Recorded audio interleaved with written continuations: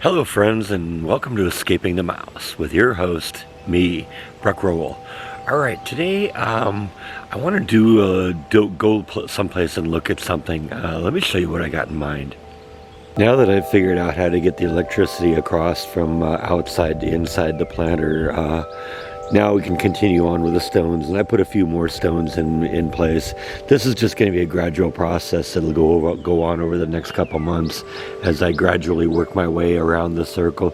And then kind of when I get to the back, that I'm going to have to take all that dirt in the back, move it to the front, as well as excavate down several inches all the way around, just to make sure I got everything out of there. So yeah, this is still a big job to come.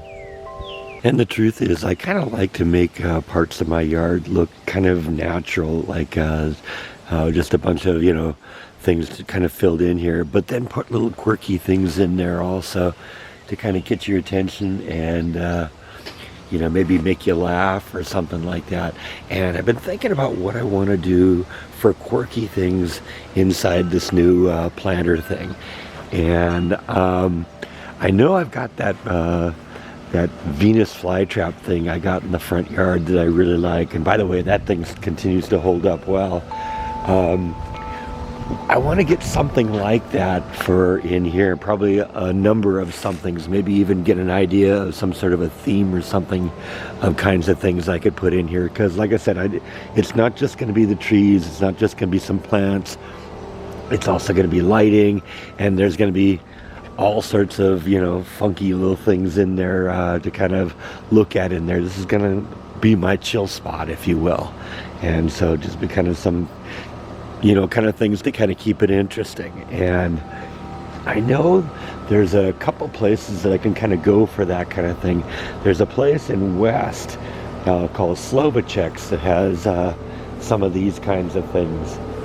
But I'm thinking there's also that place I visited a couple times up in Lampasas that specializes in this kind of stuff, and they seem to have a lot of the same things that Slovacek's had, but with a lot more selection.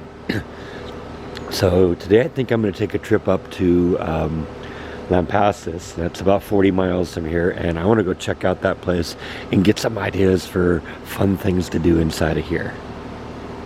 And one of the things that's nice about the drive to Lampasas is like 80% of it is just out on little farm roads and stuff like that. So it's just quiet, beautiful scenery and that. And I enjoy a drive in that kind of area. Hello, Flash.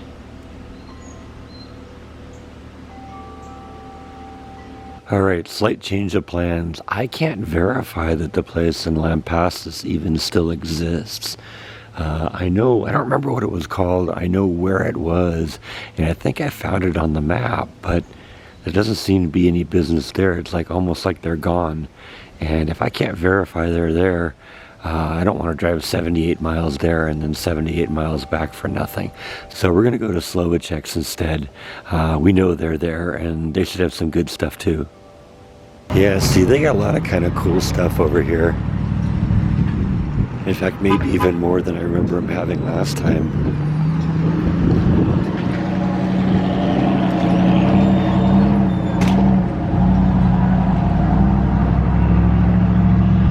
I don't necessarily know about anything like that, but it would also be a matter of, is it going to hold up? And see, this is one of the things I noticed last time I was here. There's already beginning to rust on some of these things.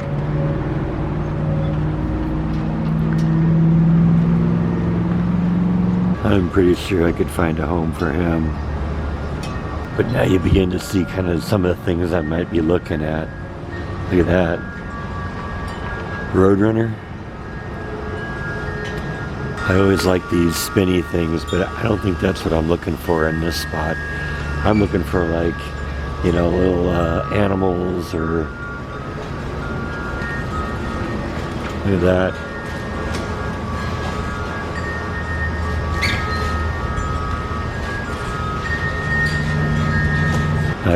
They're being a little bit more intelligent about this now. They got the big tent here. I think it's more open to having this stuff around so they can keep it dry, because we got a lot of rain here in Texas, and these things will eventually, rust out if you give them time. Now, I've always been able to protect them is by giving them a clear coat when I got home. You know, that Venus flytrap thing I got, what, a year and a half ago? Yeah, that thing still looks brand new and fantastic because I gave it a real solid clear coat. So this stuff can be protected. I just don't think it comes protected. And if they don't take care of it until you get it home and get it protected, it's going to go bad really quickly. And now you know you have to have something like that.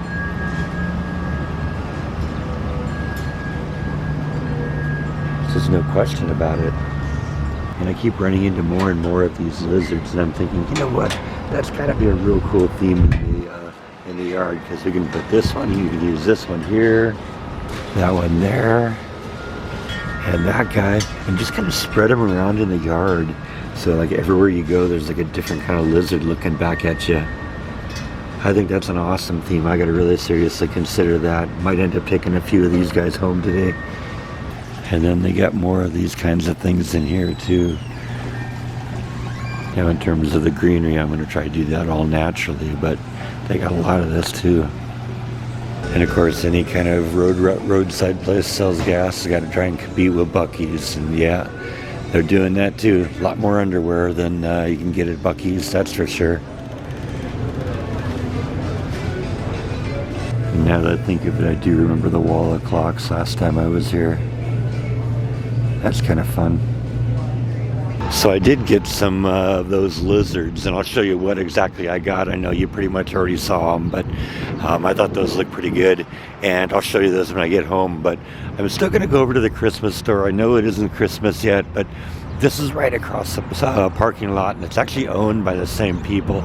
And so you can see there's a lot of overlap on some of the stuff they have, although there's a little bit more of a Christmas spin in here. So let's wander around here. I've been in here before too, but it's still kind of a fun place. Oh yeah, like I said, same family. Alright, so yeah, I've heard that this has a little bit of a rock collector place too, and I think I showed this last time I was in here, but you know, a lot of the stuff is fairly common. You know, amethyst, those are all over the place. A lot of them are a little too polished for my tastes. You know, not really into that kind of stuff, or even some of the stuff they've done up here. But there's a few cool things. I got stuff similar to this.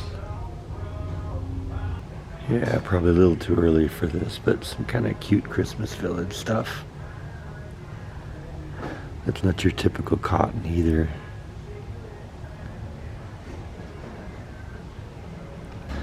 Look, they got the entire National Lampoon's Christmas Vacation set. The whole set. I only got a few of these. I got this one, and Cousin Eddie, and I got the motorhome. I've got that one, and I got the house, of course. But look, they got a bunch of great scenes on there. They call this one Freezing My Baguettes Off.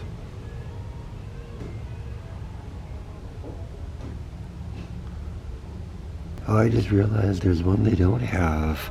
There's one with the dog chasing the squirrel called Snots on the Run. I don't see that one. And then just like that, you transform into Christmas Land. All sorts of stuff for the house here. Because, I mean, who's ever really done shopping for Christmas, right? Lots of different Christmas tree ornaments. And honestly, last time I was in here, it was a lot more crowded in here, a lot more noisy. I guess there's not a whole lot of people doing Christmas shopping around May, huh? Probably isn't prime buying season. So I used to do the same thing. There was like a year-round Halloween warehouse near where I lived, and you know, you hit them in like the middle of May or something like that. They're just struggling to keep the doors open, so you can often get really good discounts on stuff, and that's probably the case here too. I bet you this stuff is just deeply discounted, so they can try and sell some and keep this store open. Because this doesn't happen for free, does it? and I was trying to figure out how I would categorize this place, and that's it right there. Old World Christmas. That's what I see. All sorts of Old World Christmas stuff here. Nope. Alright, so yeah, we checked that place out. Honestly, that thing's a little less Christmas when you're not in Christmas season. That whole store is Christmas when you get in there, like in December sometime. So that was kind of interesting to see that place when it isn't 100% Christmas, because they got some other fun stuff in there too. Obviously it's the same family, so the metalwork is done by the same people. In fact, I think the guy who does much of the metalwork was out there working when I was kind of wandering around outside the store. But anyway, I got a couple cool things for the yard, and I'll show you those when I get home. So these are the 3 lizards that I kind of got. I thought this one was really colorful. This is like a gecko, I guess. And you know, had its spines. We have a lot of the geckos around the yard, so I thought that was kind of cool. And like I said, he's really colorful, so he's gonna look really good. There's a horny toad, and I thought he looked pretty cool too. No paint on him, but he's just kind of that dark brown color, but that's sort of what they look like anyways, so that's also gonna be kind of a great one. And then of course we got this, I guess this is supposed to be an iguana. But they painted like a butterfly on the side of it. Like I said, these 2 at least are hand painted. And basically there were 2 options on this little iguana guy. So I decided to go with this one. They had this one and kind of a blue butterfly on there. And you know what? I said, I like this one better. And I think the colors pop a little bit more. And so I think these will look fantastic in the yard. I'll probably get like a little paving stone for each of them to stand on, so they're not sitting in the dirt, and hopefully they'll last long. But if they're going to have any chance at all of lasting long, I'm going to have to hit them with a clear coat like I did with the Venus flytrap thing. And so that's the next process for today. Run over to Home Depot and get some clear coat. So there they are. That's the final product. I got about 3 coats of the clear coat on there. This is kind of a glossy clear coat, so it should kind of make them shine a little bit more, and I think they look really cool the way they are.